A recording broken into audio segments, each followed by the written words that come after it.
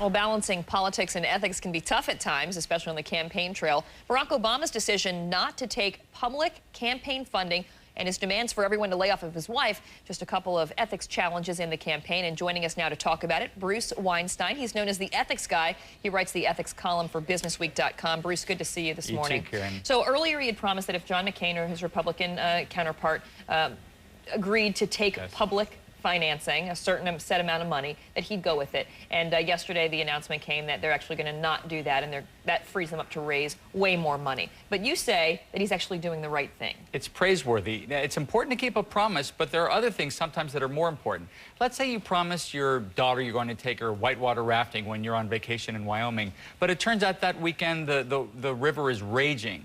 Well, you would say, in this case, it's more important to avoid the danger of the water than to keep my promise. So, yes, it's important to keep your promise, but it's also important to maybe look beyond. And you may recall last week when I was on this program, I presented a code of ethics for politicians. One of them is don't make promises you can't keep. That may be the take-home lesson here. What about, though, the whole entire issue of raising money and being able to raise enormous amounts of money for your campaign? Well, the spirit of the law that John McCain co-sponsored in 2002 was an attempt to make sure that everyone's voice is heard. But the way it's played out, unfortunately, is that some special interests in political action committees are able to bypass the spirit of the law and to raise funds and engage in some unfortunate activities. And I think that's what Obama is trying to avoid, to make sure that everyone's voice is heard. And really, let's face it, that's really what the spirit of campaign finance reform is all about. You know, it's interesting, Barack Obama's campaign staffers, and much was made of this, apparently asked two women who were wearing Muslim headscarves to step out of a shot that was going to be televised. They were standing behind him at a rally.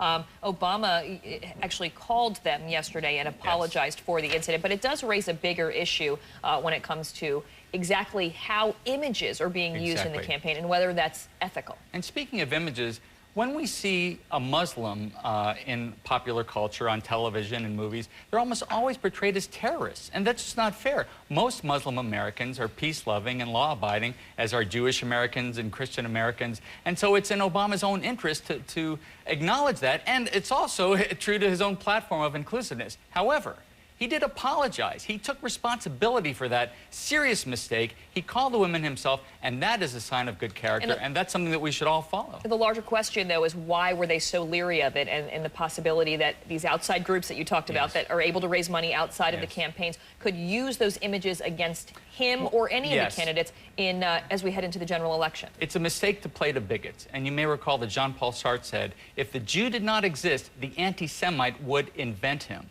So bigots are going to use anything they can, whether it's based in reality or not. So the right thing to do there would be to do the right thing, namely to include Muslim Americans in one's images, and just not even address the bigotry that's out there.